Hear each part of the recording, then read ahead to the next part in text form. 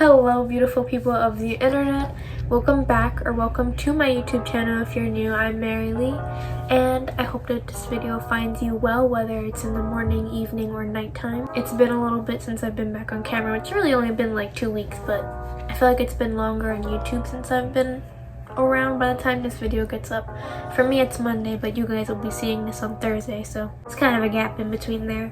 How are you guys doing? Let me know in the comments. I'd be so interested in knowing. Have you guys done anything cool for the fall season or anything new in your lives? Like, my cat is trying to mess with the way my camera is set up. Don't do it. Don't do it. Don't do it. You guys, it went from like warm fall weather to like now it's just like cold, okay? Like, I'm not usually one to complain about being cold because then it means that I get to wear my sweaters.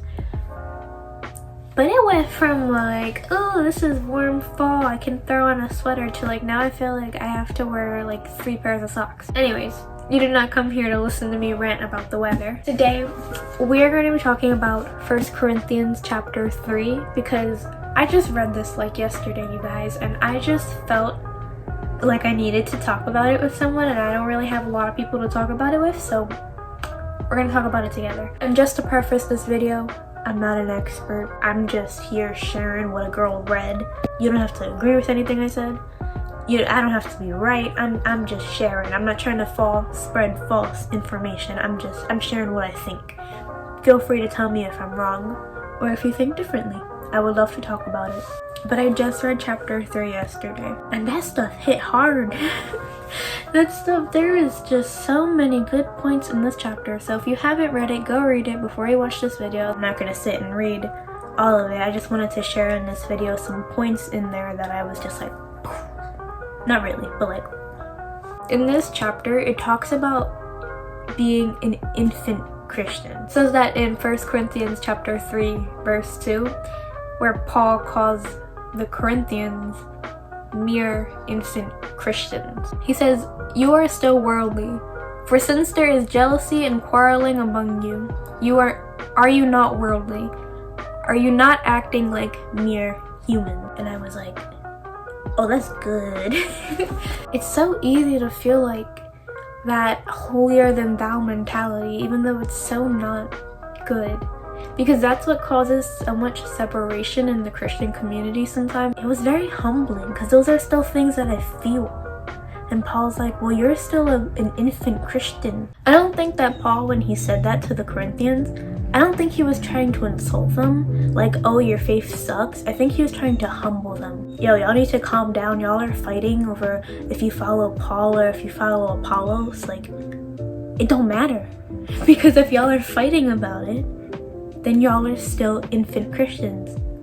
But he didn't say that they were bad Christians. Oh, hi, cat. He didn't say that they were bad Christians. He didn't say that they couldn't be Christians, that they failed. He said you're infant Christians. And what do infants do? They grow. That means that they have time to grow. Hi, you want to be a part of the video? No, don't come in. Oh, hello. I think that another really great point that was being made is that Paul was talking about like we as Christians all have different jobs, but it is all for God and for his plan and for him to work, not really for us, not at all for us. Like, everything we do is so that God has the gateway to go further in his plan for us to glorify him. These Corinthians were talking about if they should follow or who is right between him and Paul, and he says, this is verse 6 in chapter 3, "I planted the seed, Apollos watered it, but God has been making it grow." And he's talking about planting the seed of the Holy Spirit in other people. And he's like, all I'm doing is giving it to you. All Apollos is doing is watering it. But God is making it grow. And I love that he kept glorifying God in everything he was saying. He kept circling back, and that is such a good example and good model for how we are supposed to be doing things and going about life. Like, yes, do the things, but do the things and then go, hey, but that was God. It's not really my doing, guys, it's God. And I was just like, ooh, again, humbling.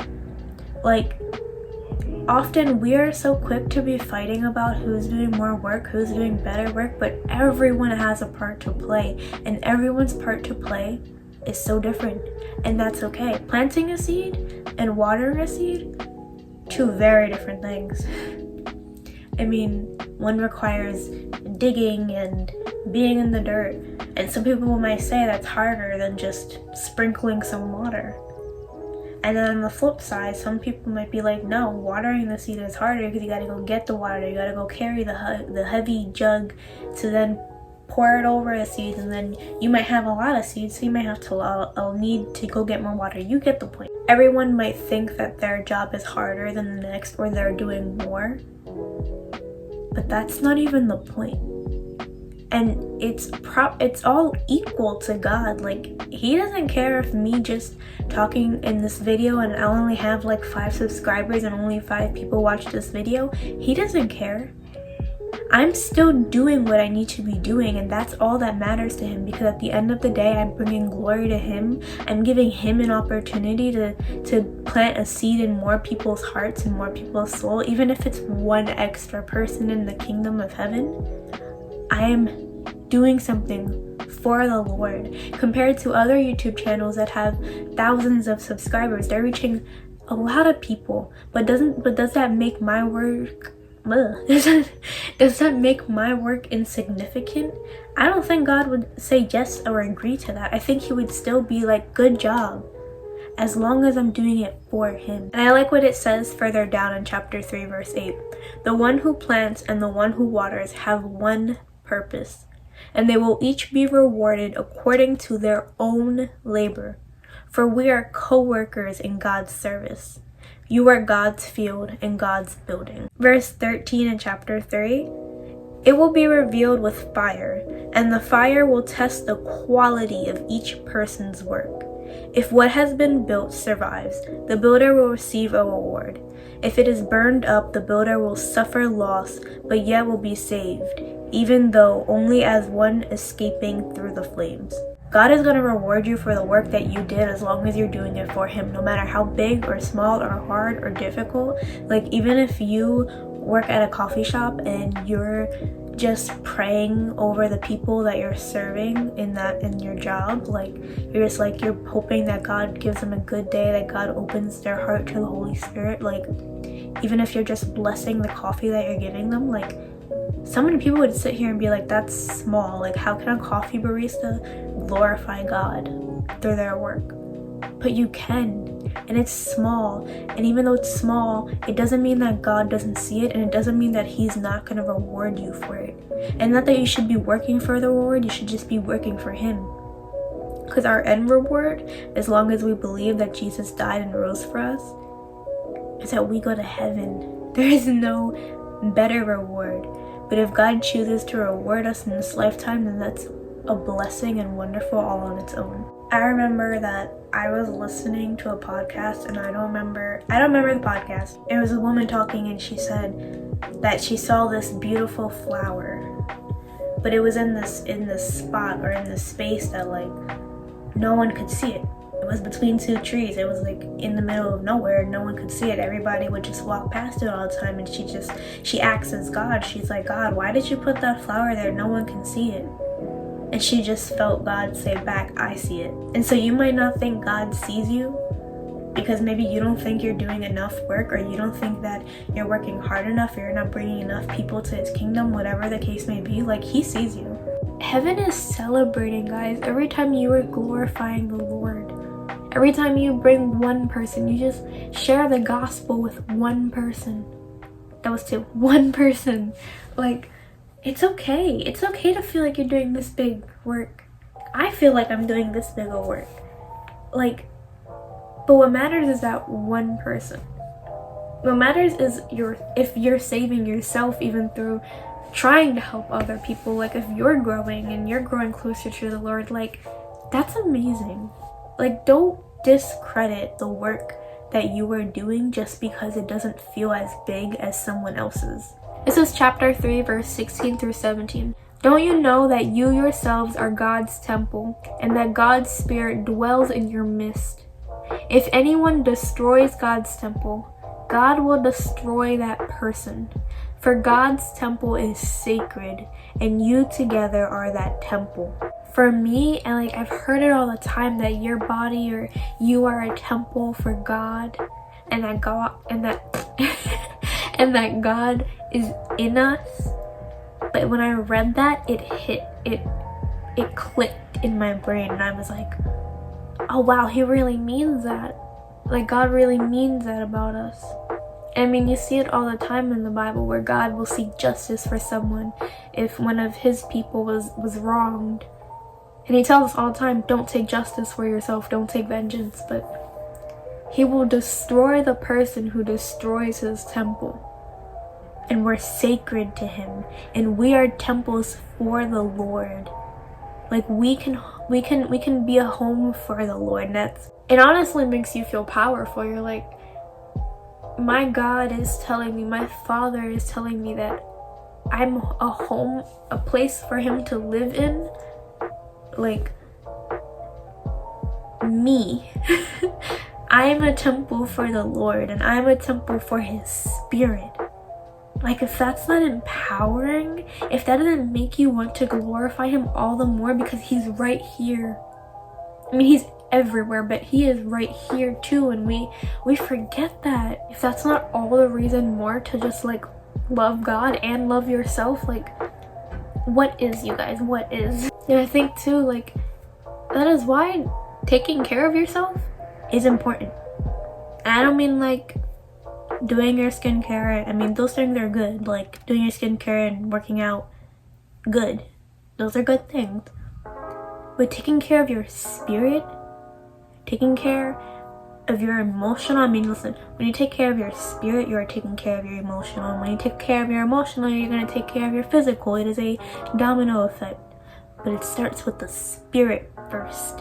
And we have his Spirit. And when we are nurturing his Spirit with his word, being in his presence, praying to him, like, you are nurturing your spirit, and then all those other things come in right after, and it's just a beautiful thing to watch the way when you start trying to be closer to God, and you read his word, and you're in his presence, and you're just yearning for him. Like, everything else doesn't get easier. But everything else, I don't know, it feels worth it more. It feels like you can do it, like you have on his armor now, and therefore you are so much stronger in this world. Verse 19 says, for the wisdom of this world is foolish in God's sight. And I think this could be applied for a lot of things. I feel like definitely don't listen to the world. Don't listen to what people of the world are telling you, or how they're telling you to live your life or do things. Like, don't listen to those people, because they are of the world, and you do not want to be of the world. You're not of the world.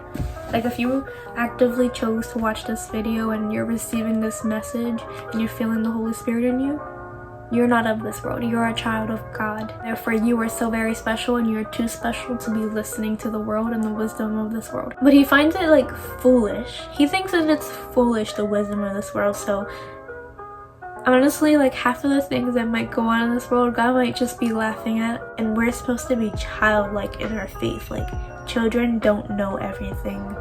Children sometimes are oblivious to so many things, and their parents, the people who love them and care for them, tell them to do something, and they're just like, okay, let's do it.